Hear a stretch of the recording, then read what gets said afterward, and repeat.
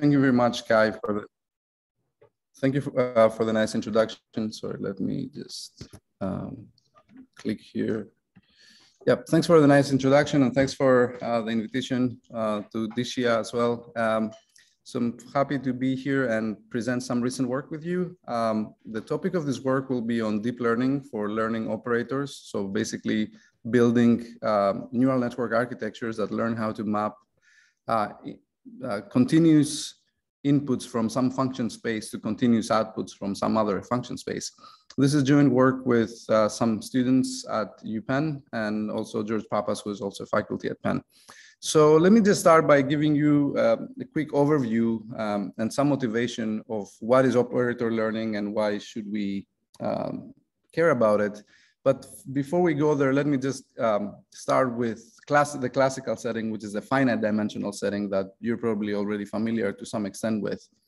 So let's talk a little bit about supervised learning. So, and I'll try to frame this through some prototypical toy application that might be a little familiar to this audience. So let's say we want to study the flow past an airfoil. In a supervised learning setting, one of the possible things one could ask, which may not be entirely trivial, but it's somewhat feasible, is to try to train some surrogate model that learns how to map different airfoil geometries to the associated flow field. So let's say we have some input airfoil geometry, maybe with some additional parameters like the angle of attack or the flow, velocity, or direction. And let's say we encode everything in a 64-dimensional vector that contains information about maybe the grid point coordinates that define this geometry. You know, one task would be to ask a surrogate model taking this input shape as an input to predict the associated flow field that might live in a grid in the output space. Let's say we have a 128 by 128 grid, and then we have three flow variables like the two velocity components and the pressure. Certainly not an easy task. We need to create a function that learns to interpolate between two very high dimensional vector spaces, but still finite dimensional vector spaces. In this case, R64 and then R49,000. So in a supervised setting, one would expect to have a large data set containing labeled examples. So that is many different realizations generated by some experiment or some numerical solver that contain multiple different shaped geometries and the associated flow fields. And then we would train the parameters of our surrogate model, let that be a neural net or something else, using some empirical risk minimization technique. And you know, there's some architecture, so obviously it's a challenging problem. We're trying to learn a function that maps very high dimensional vector spaces, but deep learning approaches sort of have demonstrated success in tackling those tasks, assuming that you have a large enough training data set. So, you know, architectures like convolutional networks, recurrent networks, or more recently, attention-based architectures have demonstrated a lot of success in this high-dimensional supervised learning setting.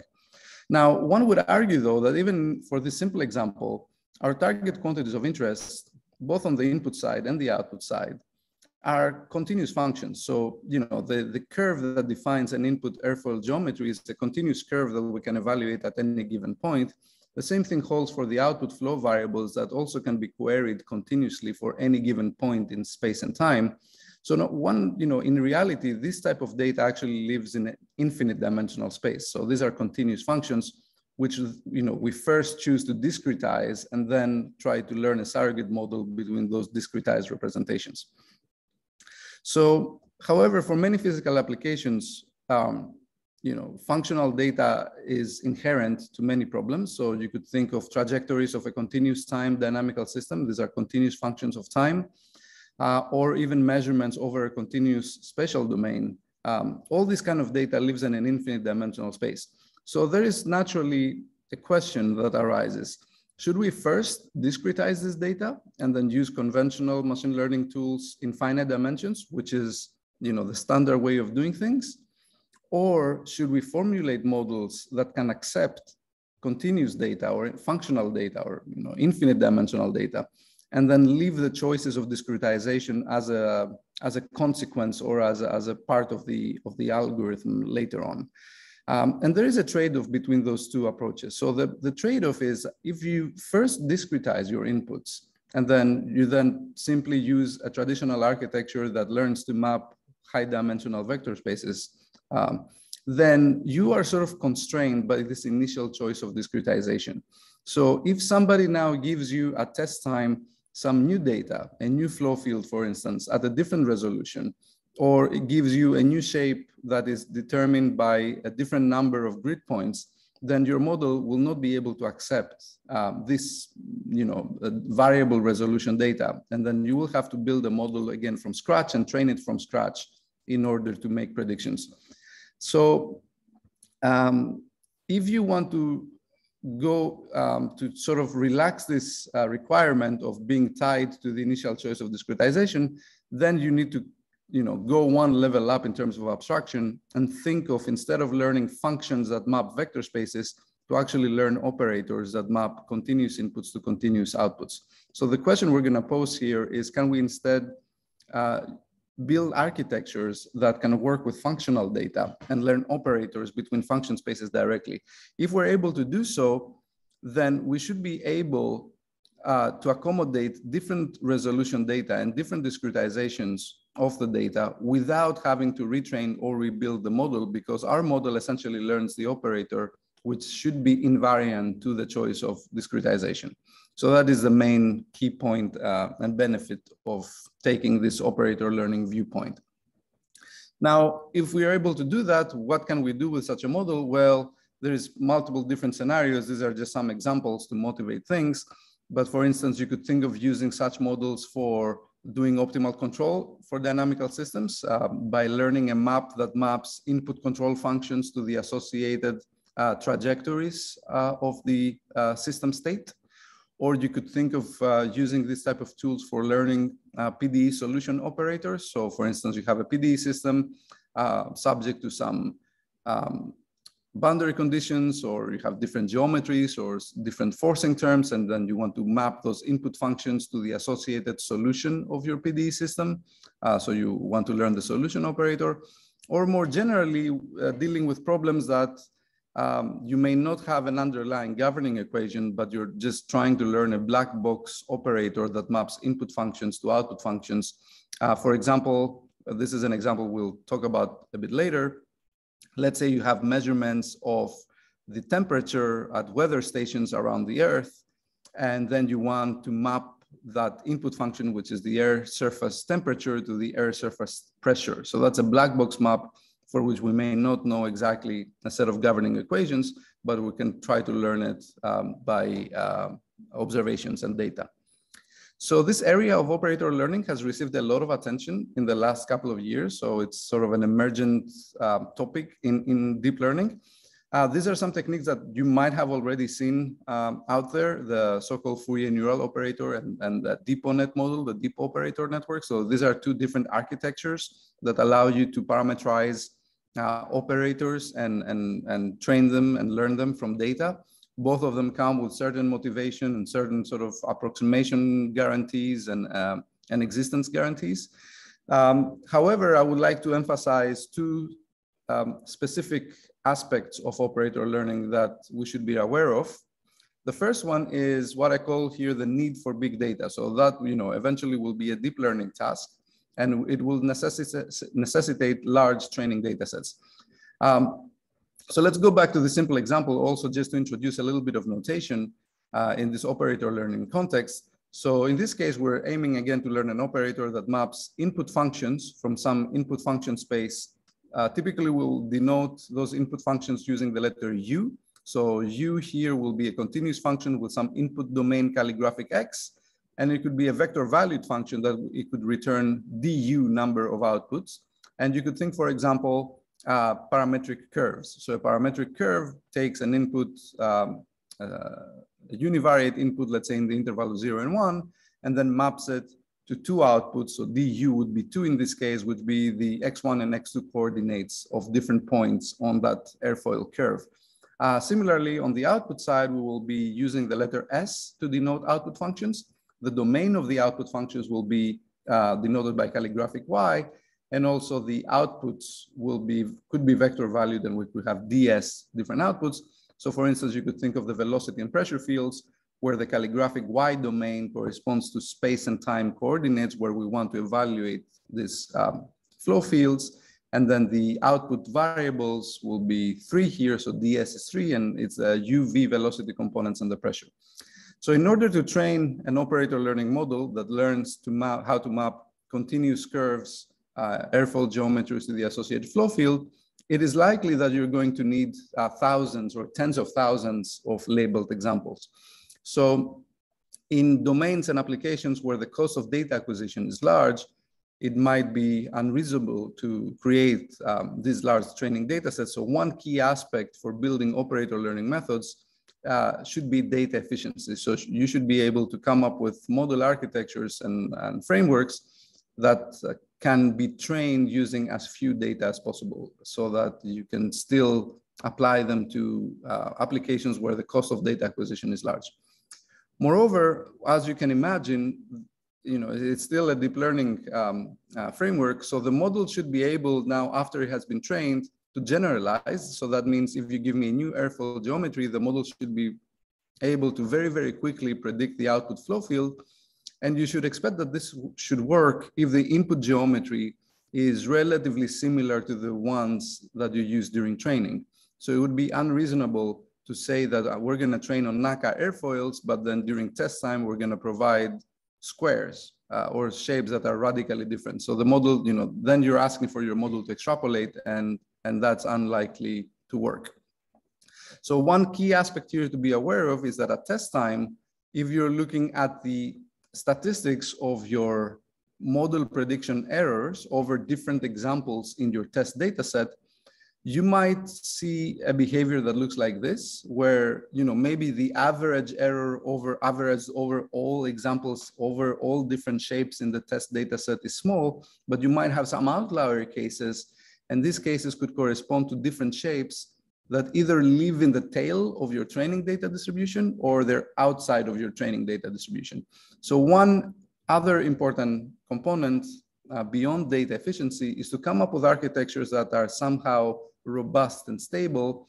Robustness in terms of being able to generalize or detect outlier examples that live in the tail of the training data distribution, but also be robust with respect to noise corruption. So if, for instance, going back here, your training data was not synthetic simulated data, but was some data that you collected in an experimental setting from sensors that could be corrupted by a noise process, you want your framework to actually be able, to be robust against those corruptions.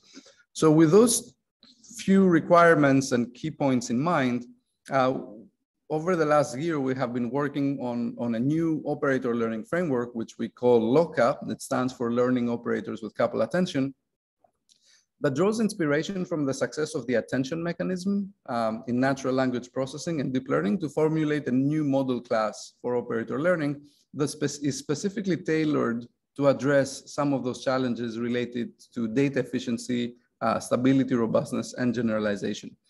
So let me jump in and give you an overview of the architecture, starting with a brief description of what is the attention mechanism. So let's maybe first start by the original context where the attention mechanism was developed, and that is the context of machine translation. So you see a little animation in the bottom of the slide where some input sentence is translated from one language to another. And the idea behind the self-attention mechanism, or the so-called Badanau attention mechanism, is to, well, the goal is to translate the two sentences. So you can think of those two sentences as sequences of words. So the input sentence has a sequence of words U1 to UTU. So you have TU number of words. And then the output sentence is a sequence with TS number of words. And now the idea behind self-attention, the key idea, is to take the words in your input sequence and first map them into a feature space. So you will generate a set of features V1 to VTU, and then you will have some parameterized map that takes the input sentence and generates those features. And then for each location in the output sentence, so let's say for the third word in the output sentence, the word power, you're going to form a context vector that depends on that on this ith location in the output sentence. And this context vector will be constructed as a position-dependent average over the input features. So you see the lines now connecting the output sentence words to the input sentence words. That is exactly the different links that you see here are exactly the weights that are used to form this context vector that learns the relationship between a given word in the output sentence and the corresponding features generated by the words in the input sentence. So this is basically the attention mechanism that learns how a single word in the output sentence is related to the different features generated from the input sentence. Perhaps a more sort of schematic representation of what I just said. Again, you take an input sentence, you encode it into a feature space V1 to VTU. And then for each location in the output sentence, so for the ith location in the output sentence, you would want to form a probability distribution of what the word in the ith output location is by constructing a context vector related to this position I. And the way you construct this context vector is by taking an average of your input features V1 to VTU with respect to a set of weights which we'll refer to as the attention weights, Phi-ij. So the Phi-ij's will be trainable parameters that the model is trying to identify. For a given row, they should sum to 1, forming a probability distribution, which then you use in order to predict the probability of a given word in the ith location of the output sentence. So now the question that we asked is, can we draw some motivation from this attention mechanism and translate it or modify it to make it suitable for operator learning and learning in function spaces? So the idea will be extremely similar in our setting. And the question we're asking is, can this output query dependent averaging be useful for operator learning? So before we jump into answering this question, let me just first introduce a little bit of notation, which I think I already did a bit earlier, but just for clarity, we will consider again mapping input function spaces to output function spaces. So input functions will be denoted by U. They will have some domain calligraphic X, which will be a subset of the Euclidean space in dx dimensions. And then those input functions may return du outputs, and we will refer to as little x here as the input function location. Similarly, on the output function side, we will use the letter S to denote output functions. The domain of those output functions will be denoted by calligraphic Y. That will be a subset of RDY. And then we could also have DS outputs. And then here, Y will be referred to as the query or query location at which we want to evaluate our output functions.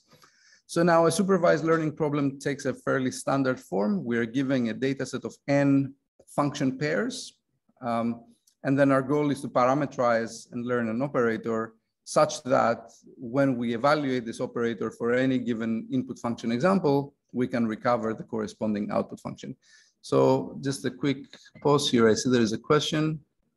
Sorry, okay, I can continue with the presentation. So just give me a second here to close this window. All right.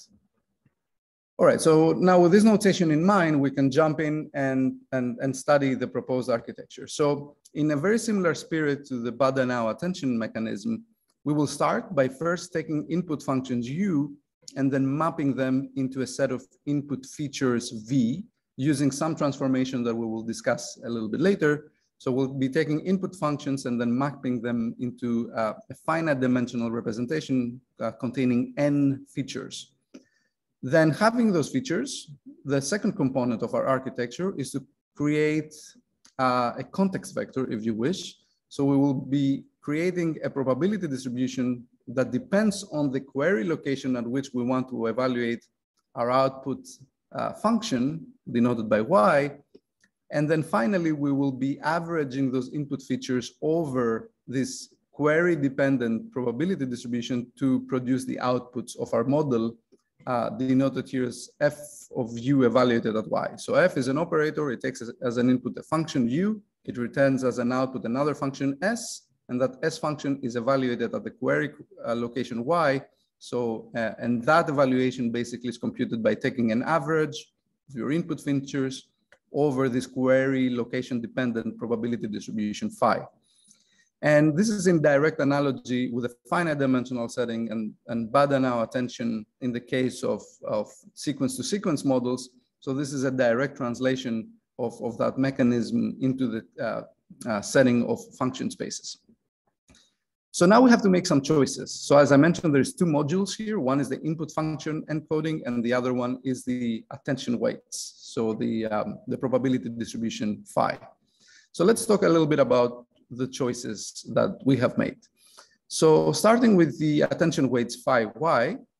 So the simplest choice that one can form a probability distribution is to use some type of score function. So some type of mapping from the input domain of your output function's calligraphic y into the n-dimensional probability simplex. And the way you can do that is you can pick any universal or rich class of function approximators G. So G, for instance, could be a deep neural network, and then take the outputs of the deep neural network, pass them through some type of softmax or normalization function that outputs a valid probability, and then you can call it a day. So, and one would argue if G comes from a sufficiently rich class of functions, then this will allow us to approximate any probability distribution, in arbitrary accuracy. So that could be one way of moving forward, create some score function G, take its outputs, pass them through a softmax, and now you have a probability distribution. And this is a trainable mapping. However,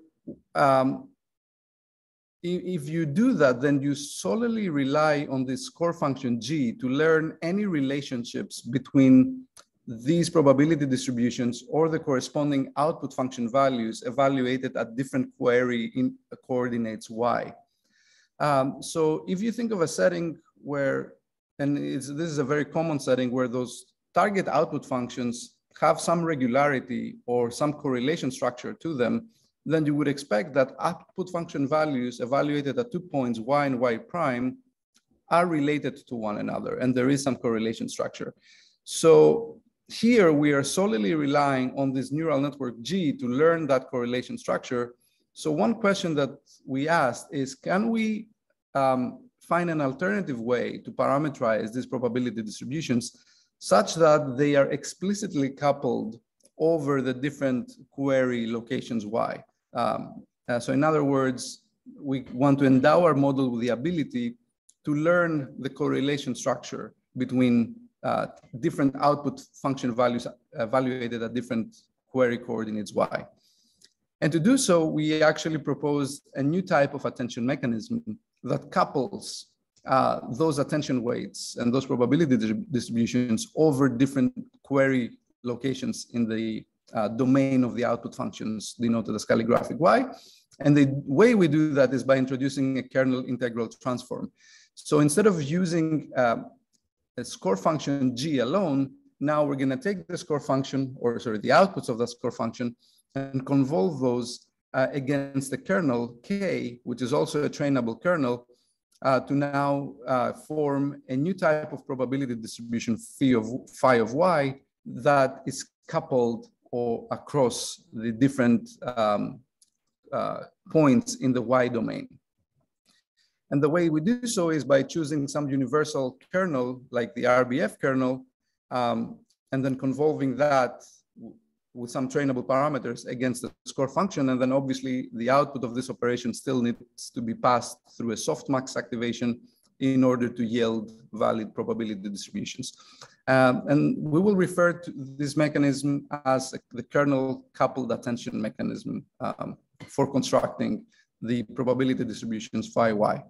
So here we will have both the kernel and the score function will have free trainable parameters that will be calibrated during model training. Especially for the kernel, notice there is another transformation here denoted as Q of theta. That will be some other small neural network that warps the input coordinates and allows you to basically model non-stationary behavior. So the final kernel that we have will be a non-stationary kernel. And also the base kernel will be the RBF kernel with some trainable scale and length scale parameters denoted as gamma and beta. The second choice that we need to make is the choice of the input function encoding. So the question now is, how do we take continuous input functions and encode them into a set of finite dimensional features? And one way of doing that is first to use some fixed feature map, which we will discuss different choices in more detail a little later. You could think of this feature map, for instance, as a projection of an input function to a certain basis and then retaining, truncating the basis up to some set of projection modes.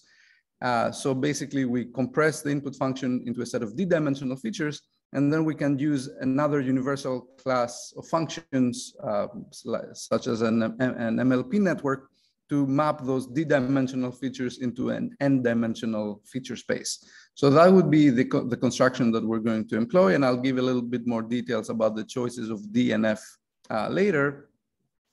But basically that brings us to the overview of the model now. So the model has two modules, the input function encoder U that takes as input a continuous input function, generates a set of finite dimensional features, V1 to V4.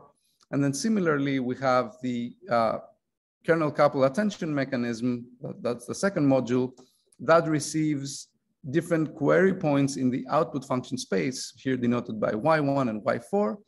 And then it couples all those different query points through a kernel integral transform to finally generate a set of probabilities, phi1 to phi4.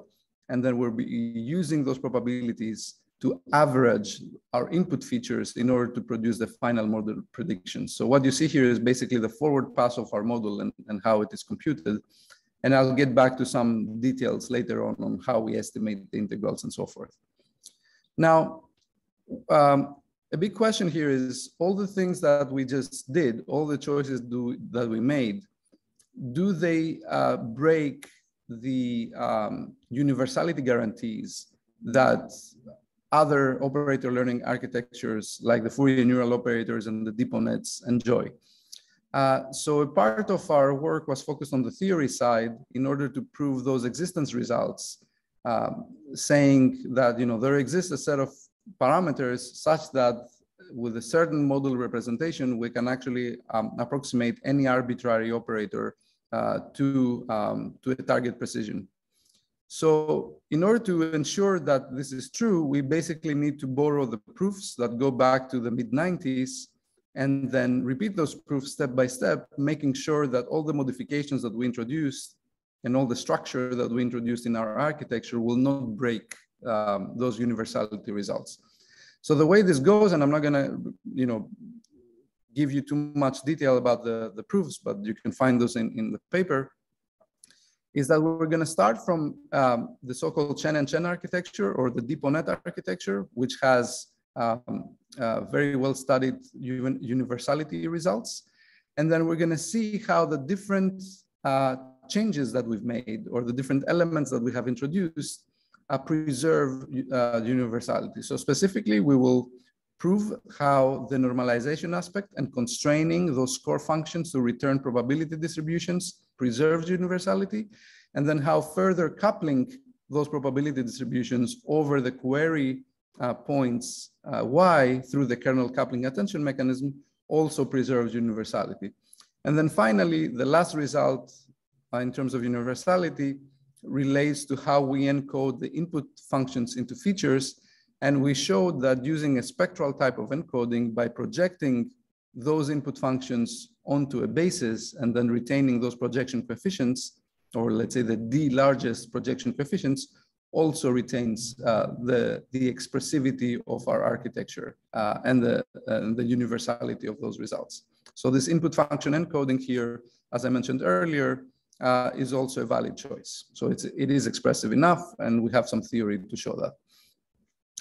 However, in practice, the choice that we found works the best in terms of this input function encoding is something referred to as the wavelet scattering transform. So that goes back to some work from John Brune and Stefan Malab. And the wavelet scattering transform is some form of a neural operator, or you could also interpret it as some type of convolution network, where the filters of this convolution network have a very particular structure that correspond to different wavelets. So you start from a mother wavelet, and then you choose different dilation and rotation parameters to create a family of, let's say, daughter wavelets. And then you can take those wavelets and convolve your input functions with those wavelets to compose a deep architecture with multiple layers, where each convolution corresponds to a linear operation by convolving the input signal with the daughter wavelets, followed by a nonlinearity, which is basically the complex modulus operation. So you can interpret this as a convolutional network with a very particular type of filters and a very particular type of nonlinearities. And the benefits of this approach, as opposed to using a spectral projection on, let's say, a Fourier basis, is that it is robust to small deformations of the input or corruption by noise. As we will see later on with the experiments, this is a key aspect that brings an element to robustness against perturbations when you're using this type of input function encoder in a model. And of course, another benefit is that these transformations can be very efficiently computed because they leverage some fast signal processing algorithms and FFTs, and can be applied to variable resolutions. So those input functions could be represented at any arbitrary resolution, and we're not really confined to a specific choice of discretization if we use this type of input function encoder. All right, so I think this gives us basically an overview of the architecture. So let me just summarize again how the architecture looks like, and also what are the trainable parameters. So the input function encoder, this wavelet scattering transform, will be a fixed feature map, so it does not have any trainable parameters. But then we follow that by an MLP for producing the input features V1 to V4. So we will have a set of trainable parameters for this MLP. Similarly, for the kernel coupling attention, we have a trainable set of parameters for the score function network G, and also a set of the trainable parameters for the kernel function. So this is basically the 3 different modules and all the different trainable parameters in the module. And of course, notice here that we need to estimate integrals, and that will be done either through Monte Carlo integration if the domain of the output functions is high dimensional, or using quadrature rules if the domain of the output functions, calligraphic Y, is lower dimensional. And for many, many practical applications of interest, the domain of those output functions will typically be low dimensional. So it's typically space or time coordinates in 2, 3 dimensions. So we could afford to actually perform Gauss quadrature for estimating the integrals within the kernel coupling attention mechanism. So perhaps I can quickly pause here and see if there is any questions, because that sort of concludes the methods part, and then I'll just show you some results until the end. So if you have any questions about the formulation or the framework itself, feel free to jump in and ask them. All right, if not, let me then just continue. First of all, I'd just like to highlight a few similarities with existing architecture. So for those of you who are familiar with the so-called DeepONet architecture that dates back to the work of Chen and Chen in the 90s and was recently revived a few years ago, we can actually recover this architecture by removing the kernel coupling attention mechanism from the construction of the phi function, and also removing the wavelet scattering transform from our input function encoding, and then simply use point-wise measurements of the input functions as an input function representation in a set of fixed sensor locations x1 to xm. So under those 2 assumptions, the local model that I just described will basically reduce itself into a DeepONet model exactly. Similar relations can be derived to the so-called Fourier neural operator. So this is something that has been extensively studied in the literature, especially how DeepONets relate to neural operators. And in a similar fashion, you can show that the LOCA method also relates to that under certain choices. A more interesting observation is that our input function encoding itself through the wavelet scattering transform can be viewed as a form of a neural operator. It is precisely a layered composition of wavelet convolutions and pointwise nonlinearities in a very similar fashion to how the Fourier neural operator is a composition of Fourier transforms followed by simple pointwise nonlinearities. So there is also an interesting connection there. All right, so now moving to the experimental setup, there is a few things that I would like to demonstrate relating to the aspects that I mentioned in the introduction, namely data efficiency, robustness, and generalization. And to do so, we will consider different benchmarks. And across all the different benchmarks, we will follow sort of a similar setup. Again, we will have input functions and output functions in our training and test data sets. And in order to facilitate the comparison against the Fourier neural operator and the DeepNet, we will actually evaluate those input functions on a fixed equispace grid. And that's primarily a requirement for the Fourier neural operator method because it relies on FFTs. So you need to use a regular grid. And also for the DeepNet method because it relies on those pointwise representation of the input functions. And then similarly for the output functions, we will assume that we have a collection of measurements, but we will be using just a subset of those during training. So I will refer to as the percentage of labeled data. So if we have M measurements in total, we will be taking a subset of P measurements to use as training data. And then I will refer to as, the ratio of P over M will be referred to as the percentage of labeled data used to train the model. So these are the different benchmarks that we have considered. Some of them relate to applications in fluids, such as the flow through porous media described by the Darcy's law, or a hyperbolic problem describing propagation of waves in a fluid interface described by the shallow waters equation.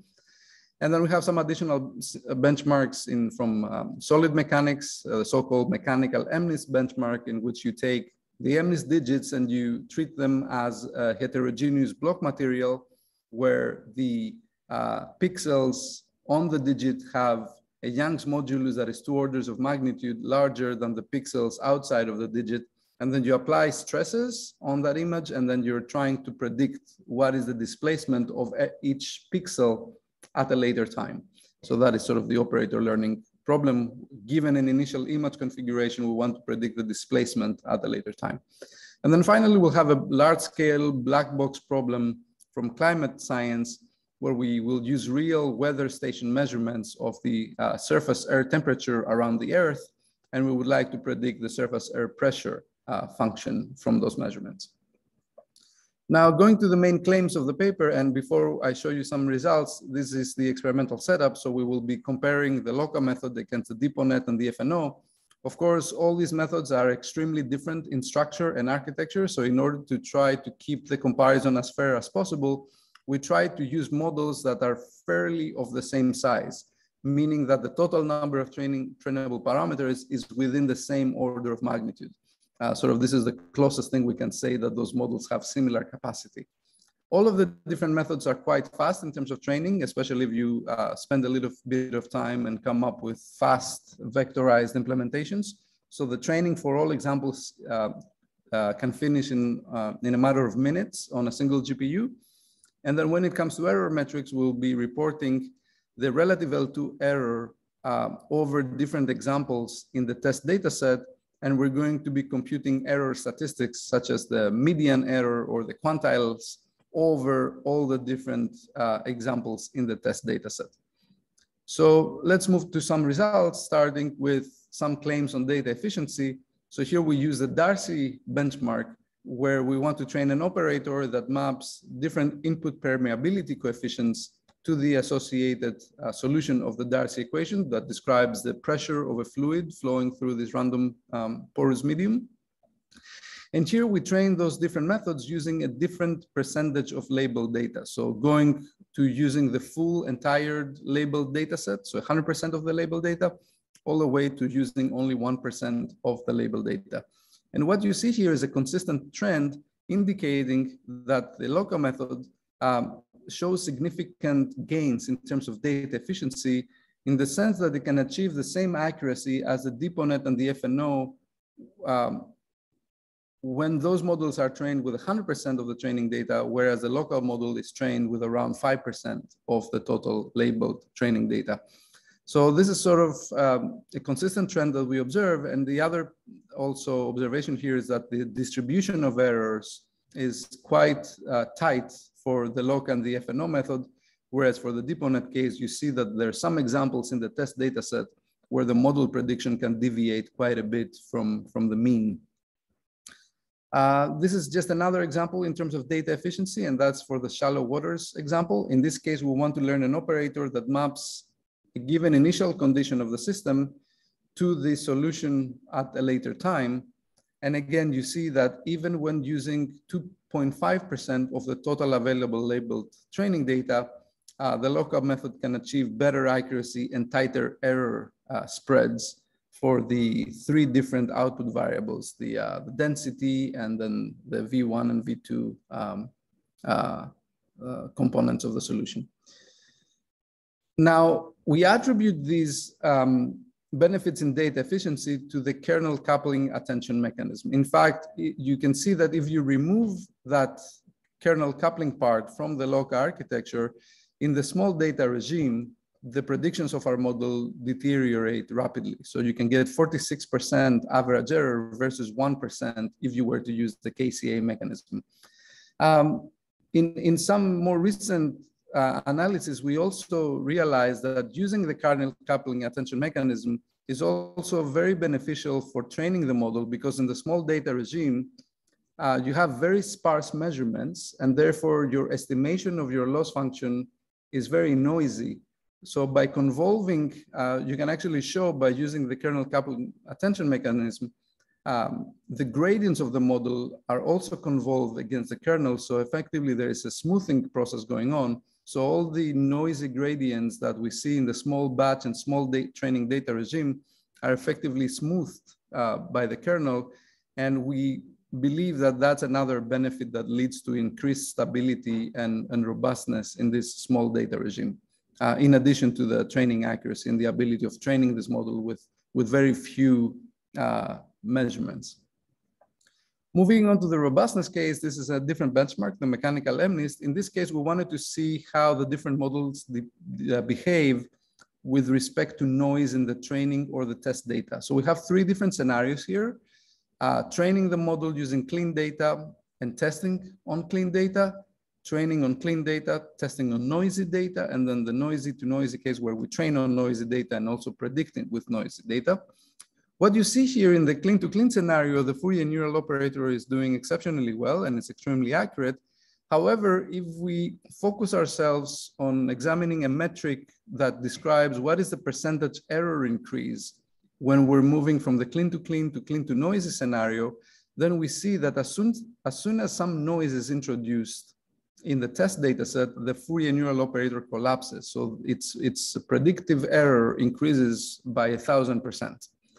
And that is a little bit disturbing, because you could imagine that in many cases in practice, you may want to train those models using synthetic simulation data, so clean data, but then you want to deploy the methods later on using experimental measurements. So that is a case where small noise corruptions might destroy the performance of methods. So you want to have a method that is robust to some extent with respect to those noise corruptions.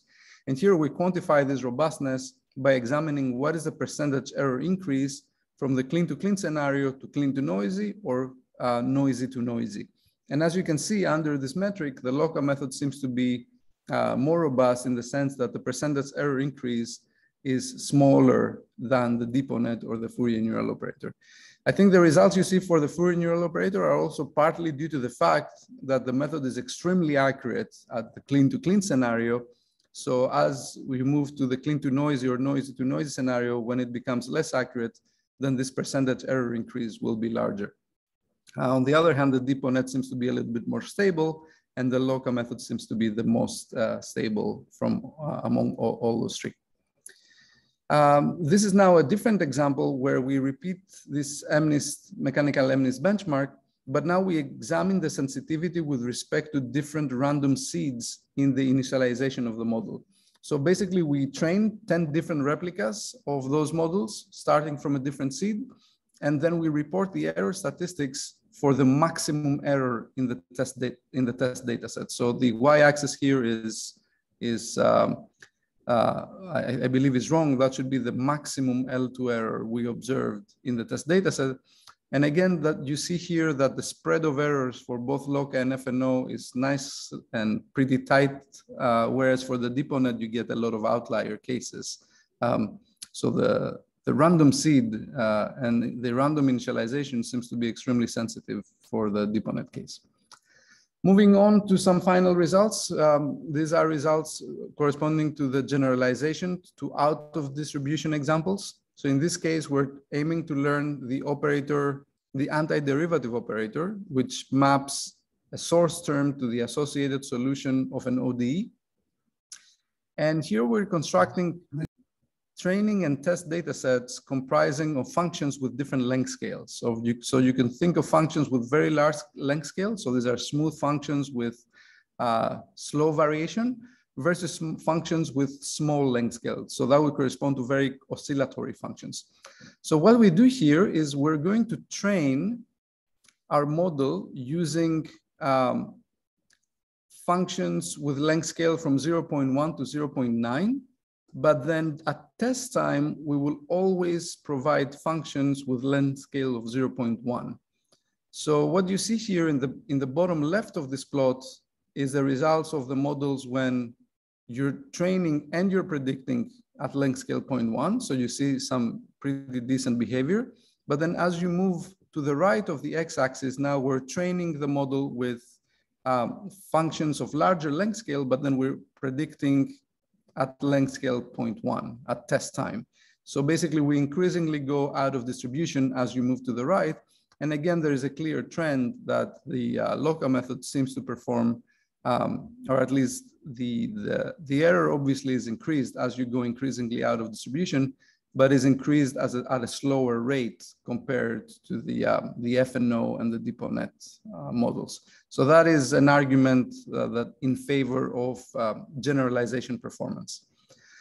Similar results can be observed for the climate modeling dataset, in which we use training data from real weather stations between 2000 and 2005. So basically we take daily measurements of the Earth surface temperature, and then we want to predict the corresponding air surface pressure field. So we take daily measurements in this interval in order to train the model, but then we test on future data. So the test is again on data from 2005 to 2010 that was not seen during model training.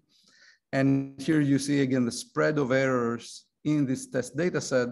And you observe a similar trend to before. So for FNO and LOCA, you have a nice tight spread of errors, with LOCA being the most accurate model. And then for DeepONet, while the average error is pretty competitive, you see that there's plenty of cases in the test data set where the predictions are relatively inaccurate. So you have some outliers in your test data set. So just to keep things on time and we have some time for discussion, let me summarize.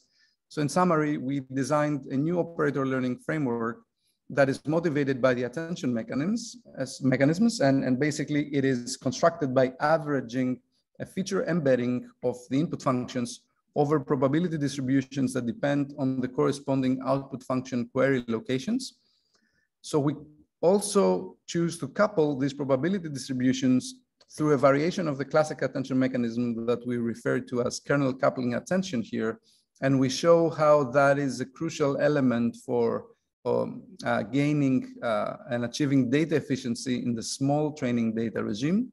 We also have provided theoretical guarantees of universality, and we have a collection of different benchmarks comparing our method with competing approaches and demonstrating state-of-the-art results.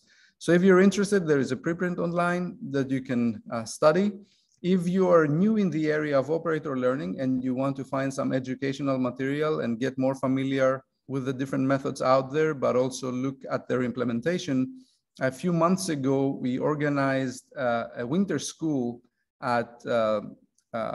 sponsored by NSF at Johns Hopkins University, So if you go to the link shown at the bottom of the slide, you will find all the material from that winter school. So it's 5 hours worth of lectures, videos, slides, and code that will basically help you get started with DeepONets, FNOs, and the LOCA method as well. So with that, I'd like to conclude, and I'd be happy to take some questions. Many thanks for the talk, Dr. Perdikaris. So now we have time for questions. You can just open your mic or you can leave your question in the chat. So is there any questions here?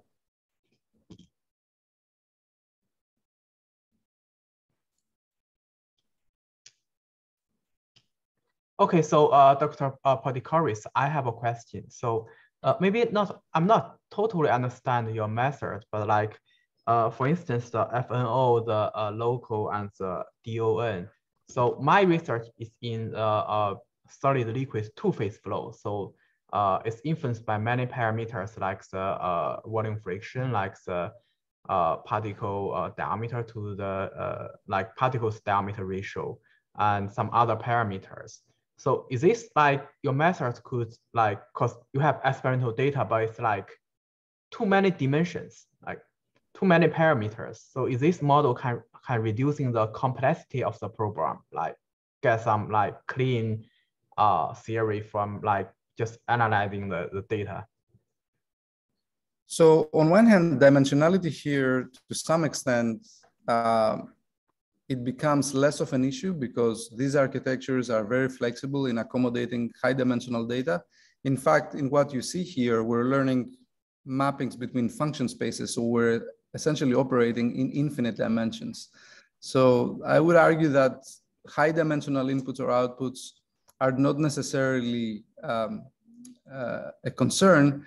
Of course, all that is relevant to the complexity of the problem and the sensitivity. So if you're studying a system where small perturbations in the inputs could lead to drastically different outputs, then it might be really hard to actually learn those operators from data in a reliable way. But if the operator that you're trying to learn is relatively sort of stable in its behavior, then, and you have a sufficient number of training data relative to the complexity of the problem you're trying to solve, then all these methods are applicable and could be helpful in your setting. And again, of course, that all depends on posing the right problem and formulating it in a reasonable way. So by extending this question, so I saw like your the experiment you did is like collecting the climate data in the Earth, but like in fluid mechanics, there are many classical flows like the Cloetta flow, like the turbulence boundary layer. So there are already some like known, like say the velocity profiles, but like for instance, in the turbulence boundary, there is a highly chaos flow. So did you ever try to apply your like methods to these classical flows and to see how it could help solve some fluid mechanics programs? Yeah, we have done some work, which I haven't shown here. A lot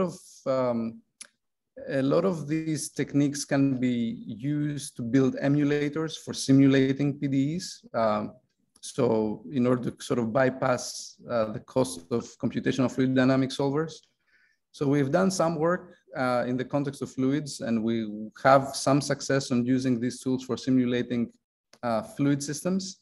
Of course, there is a limit to how far you can go in terms of complexity. So as soon as you go to the turbulent regime where the solutions exhibit a very chaotic behavior and very sensitive behavior to their initial conditions, it becomes extremely challenging to actually use these machine learning tools because accuracy at that point becomes crucial, and small perturbations can really lead to vastly different outcomes. So in the turbulent regime, it's extremely hard to use those settings, at least in terms of predicting point-wise flow fields. If you were to slightly change the problem and then you're interested in the flow statistics instead, then there's probably more hope in using all these tools. But in terms of emulating turbulent fluid flows, there's still a lot of challenges to be addressed for this machine learning type of methods. Yeah, thanks for answering this question. So we have one audience, Li Wenpeng, he asked that how could you perform the boundary conditions such as periodic and non-periodic boundary conditions in your method? Yeah, that's a great question. So there's different ways of doing that. Maybe let me go back to the overview slide. So for this particular method, there would be some different ways of accommodating any known boundary conditions. The first way would be to modify slightly the architecture of this phi function. So if you know, for instance, that your output function should satisfy periodic boundary conditions, then there's certain type of positional encodings that you can introduce to your neural network such that it guarantees that the outputs are periodic. An alternative mechanism for imposing certain structure into the model is the choice of the kernel function here. So again, you could use a periodic kernel for this case, or in other examples where you know maybe that your outputs are monotonic or they have two continuous derivatives or certain regularity properties. Different choices of the kernel can help you encode this information more explicitly in your model. The last resort in terms of accommodating constraints, if you cannot find a way to actually embed them in the architecture, as I just described, is to actually then introduce loss functions. And then during training of the model, you're trying to penalize the outputs, the predicted outputs, towards satisfying a set of constraints or boundary conditions. So that would be an alternative, but I would say that would be the least desirable choice because that might introduce some complexity in the training side of things and the optimization. So ideally what you would want to do is to find a way to embed those constraints directly into the architecture.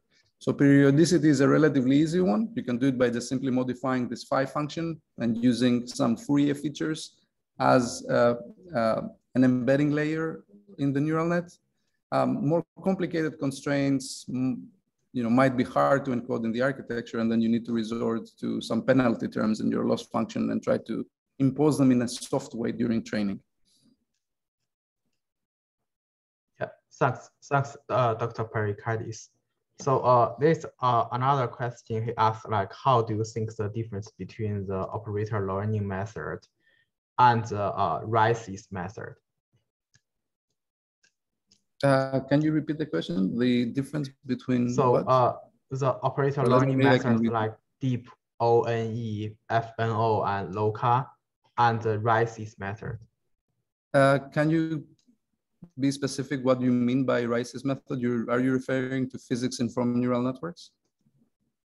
So essentially, it's asked by Li Weipeng. Could you open your mic and explain what is Rice's method? Yeah.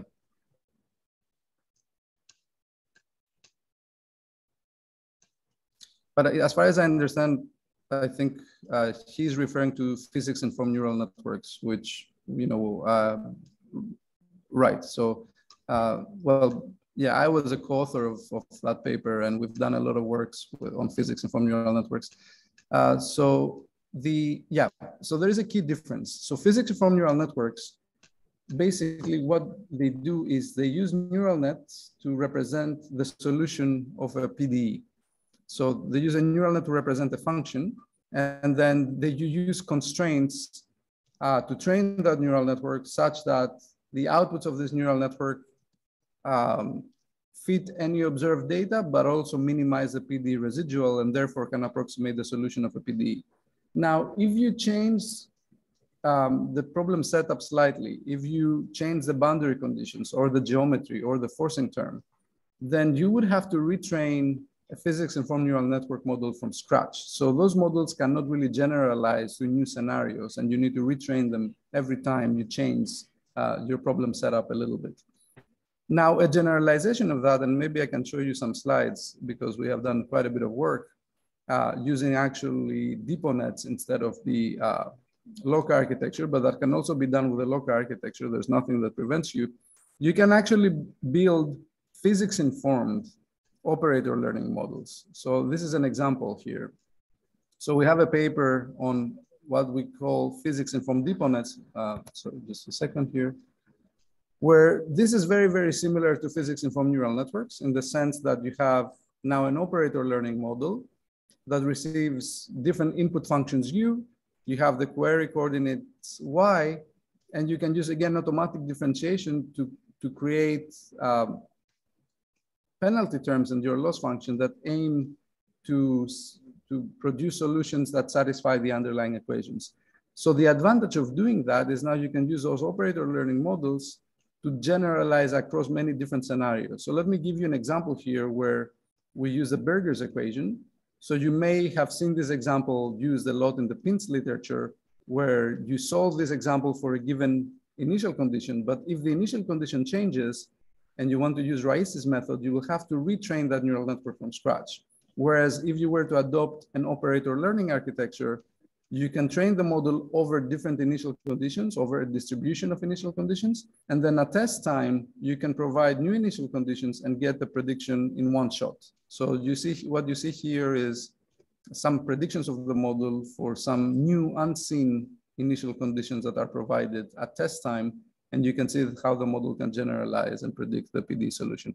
So in other words, everything that I showed today can be extended to the physics-informed setting, and you can actually use automatic differentiation and impose any constraints on PD residuals very similarly to what is done in physics-informed neural networks, but now with the added benefit that you have a model that can generalize across many different scenarios.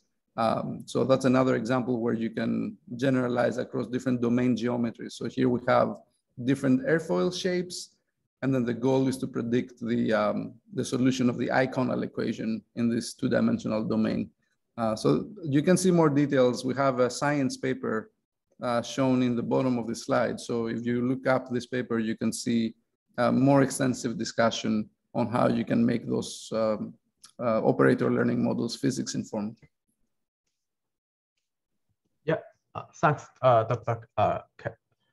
Perdikaris. So I guess this is time for today's seminar. Many thanks for your so patient explanation on these questions. Thanks for coming to the IBiM seminar, everyone, and I'll see you next week. Yep, thank you, everyone. Yeah. So I'll end off this seminar.